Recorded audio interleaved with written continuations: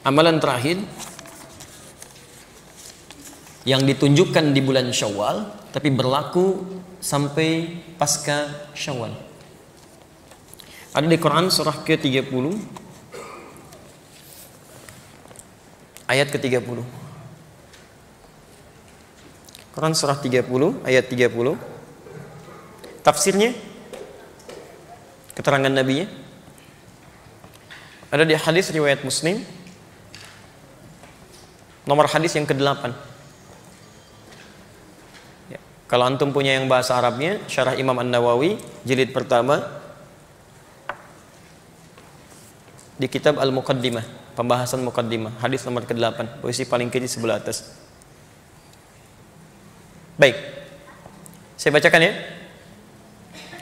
Baik, amalan yang ketiga, lihat kalimatnya, fa'aqim wajhaka lid-dini hanifa. Maka hadapkanlah dirimu ke dalam ketentuan syariat din hanifa dengan lurus dan benar. Lihat amalannya, hadapkan dirimu, maksudnya mulailah serius mengerjakan tuntunan syariat hanifa dengan lurus dan benar. Nah, ketika Anda mulai mengerjakan tuntunan syariat dengan benar ini, lihat, fitratallahi allati fataran nasa 'alaiha. Itulah fitrah yang telah Allah tetapkan saat Allah menciptakan manusia. Tolong Anda fokus ya, karena ini tidak mudah untuk menjelaskannya. Semoga Allah berikan kemudahan. Perhatikan sini. Ini tidak mudah menguraikannya, seperti juga tidak mudah untuk menghapus tulisannya. Baik. Jangan berikan amalan yang bukan ahlinya. Lihat sini. Fokus sini. Amalan ketiga adalah diistilahkan dengan istilah Al-Quran dengan komitmen untuk mengerjakan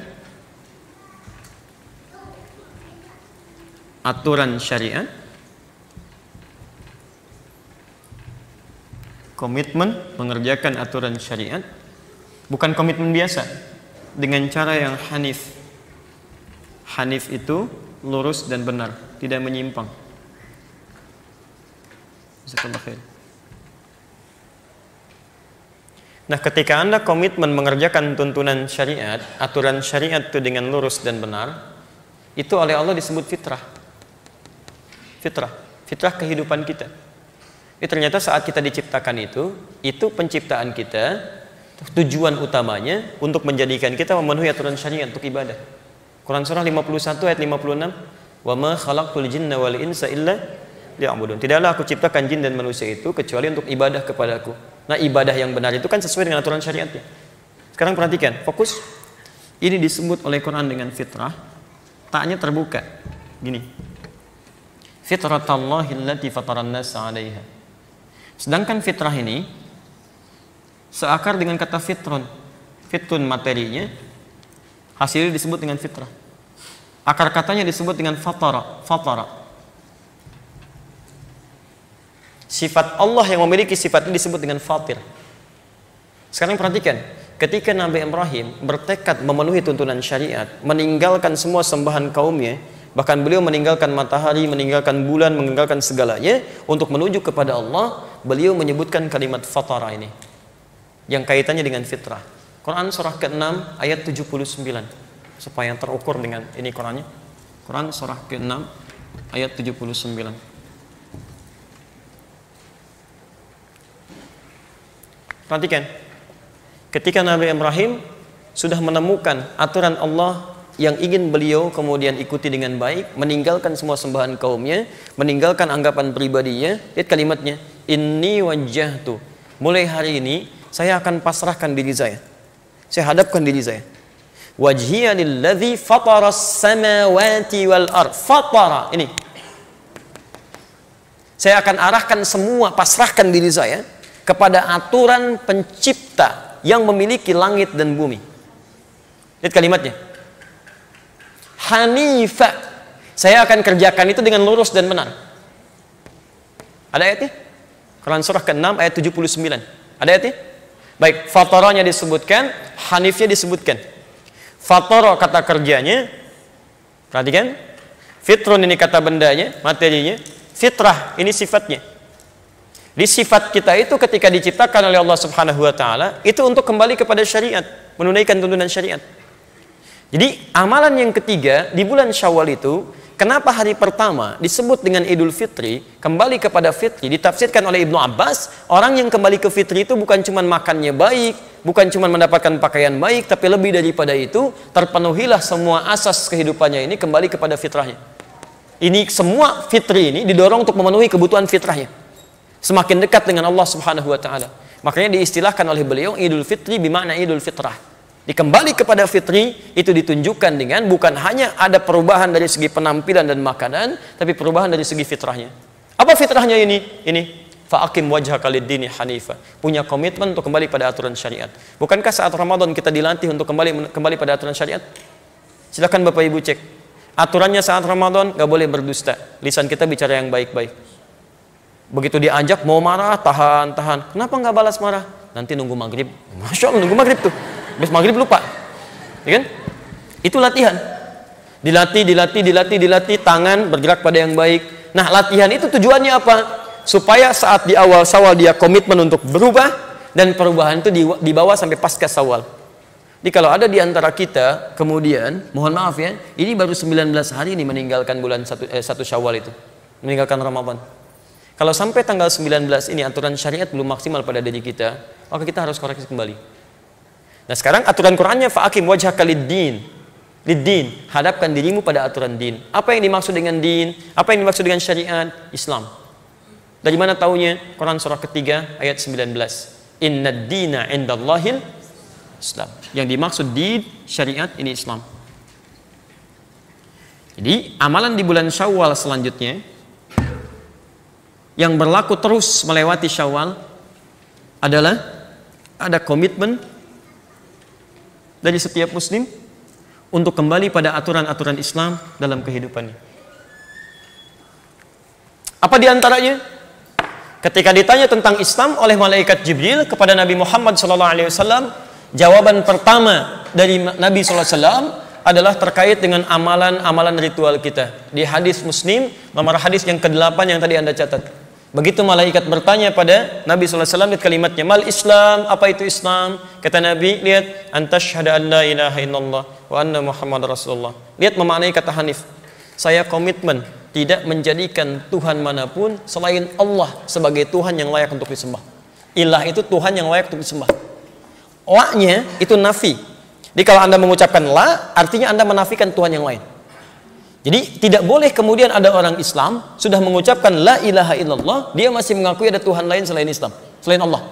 Ada Tuhan lain selain Allah, ada agama lain selain Islam, itu nggak boleh. Kalau dia mengucapkan kalimat itu berarti dia sedang keluar dari nilai syahadatnya. Bermasalah syahadatnya. Jelas ya? Di mustahil ada orang mengucapkan tidak ada Tuhan selain Allah, tapi kemudian dia berkata ada agama lain selain Islam, ada Tuhan lain selain Allah, itu bermasalah. Jelas di sini? Maka ilmu untuk meningkatkan kualitas itu disebut dengan tauhid namanya. Cara mendekat kepada Allah diikat dengan kalimat wa asyhadu anna Muhammadar Rasulullah. Diikuti tuntunan bagaimana Nabi menuntun kita untuk mendekat pada Allah Subhanahu wa taala. Jelas di sini? Baik. Kalau hukum negara kita harus menghargai. Harus menghargai, ya. Artinya menghargai itu tidak boleh memaksa. Ya, ada diikat di pasal 29 ayat 1. Ya. Pasal 29 ayat 21. Negara menjamin kemerdekaan tiap-tiap penduduk untuk memeluk agamanya masing-masing. Ya, maaf, ayat 2-nya. Ayat 1-nya dasar negara kita adalah apa? Bukan ketuhanan yang Maha Esa. Ya silakan cek. Pasal 29 ayat 1, negara berdasar atas ketuhanan yang Maha Esa. Pasal 29 ayat 2, negara menjamin kemerdekaan tiap-tiap penduduk untuk memeluk agamanya masing-masing dan beribadah menurut agama dan kepercayaannya itu. Silakan cek. Saya menghafal itu waktu SD itu. Kelas 3. Itu tahun berapa itu? Ya, setahu saya demikian. Nggak tahu kalau berubah sampai sekarang, gitu kan? Setahu saya demikian. Nah, yang paling menarik begini. Yang paling menarik, silakan kembalikan. Aturan itu jelas. Kata Quran, la ikraha fiddin. Nggak boleh paksa orang. Jadi kita nggak boleh paksa orang ikutan sholat, ikutan ibadah. Silahkan, masing-masing aja. Kita hanya boleh berdakwah dengan lembut. Kalau mau terima, silahkan. Tidak, kami nggak akan paksa. Nggak boleh. Tapi juga kita tidak diperkenankan intervensi agama orang lain dengan mengatakan semua agama sama. Itu nggak boleh. Kalau semua agama sama, kenapa dia pilih itu, dia pilih ini, dan saya pilih ini? Ya, maka lakukan masing-masing, dan itu toleransi tingkat yang paling tinggi. Zero toleransi itu dalam akidah, toleransi tingkat yang paling tinggi. Paham sampai sini? Baik.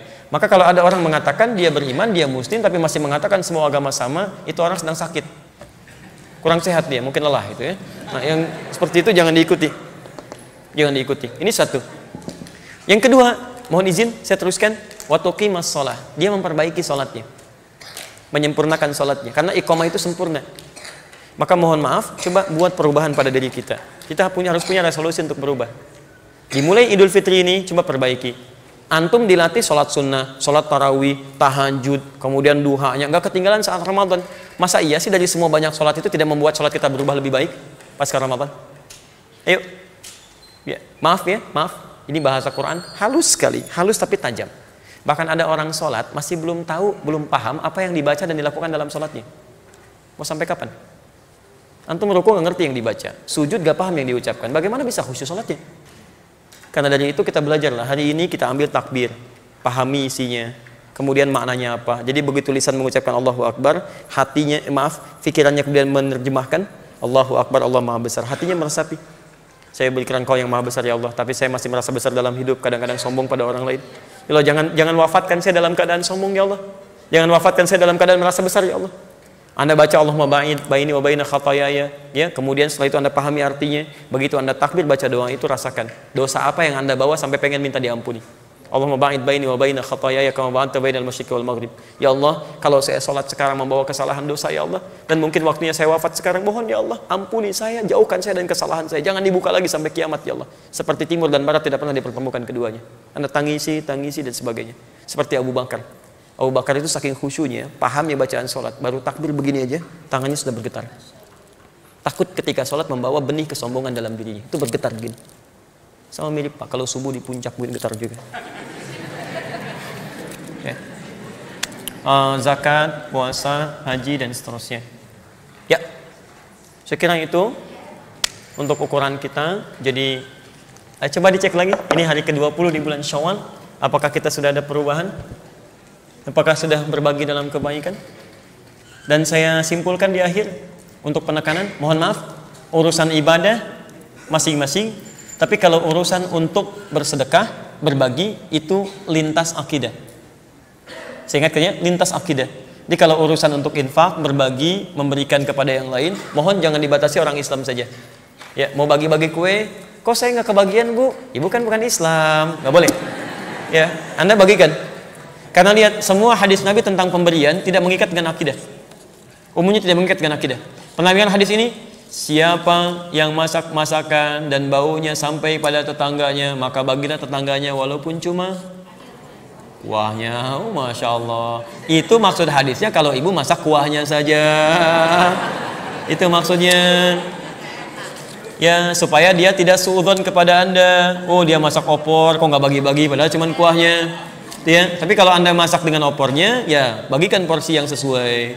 Tapi mohon maaf, hadis itu tidak pernah menyebutkan kalau tetangga Anda Muslim, tidak. Anda mungkin tinggal di sini, tetangga Anda mungkin ada yang Kristen, yang Hindu, yang Buddha, bagi dia, berikan makanan. Begitu Anda antarkan, Masya Allah, ibu kok baik banget ya. Oh, bukan baik, ini karena Allah perintahkan saya untuk berbagi. Ini karena Nabi saya yang minta. Terus kalau Nabinya nggak minta bagaimana Bu? Tidak, Nabi tidak mungkin begitu. Pasti berikan kebaikan. Besoknya dia tanya, mungkin masuk Islam. Anda niatkan, ini bagian dari hidayah. Ya, bahkan lebih dalam lagi, saya tadi sampaikan di live school, di beberapa tempat saya sampaikan, bahkan Anda punya pohon pun, mungkin ada pohon-pohon, ada buahnya, ke tetangga Anda walaupun non-muslim. Itu kalau buahnya sampai ke tetangga Anda, hukumnya hakun musytarak, hak bersama. Usahakan sebelum lisannya keluar minta izin, Anda sampaikan. Jadi begitu buahnya berbuah, Anda sampaikan, Pak, Bu, mohon maaf, kenapa? Itu kalau nanti buahnya tumbuh, berbuah dan sudah matang, gak usah minta izin, petik aja, ambil. Oh, saya mencuri dong. Tidak, ibu sudah ngambil, itu hak kita bersama. Dari mana ketentuannya? Itu Nabi saya yang sampaikan. Quran yang berikan aturannya. Boleh saya lihat, tunjukkan. Dia belajar, mungkin masuk Islam. Masuk Islam. Ya, besoknya ayam Anda masuk ke tempat dia. Luar biasa lah. Baik, saya cukupkan sampai di situ deh, nggak saya teruskan.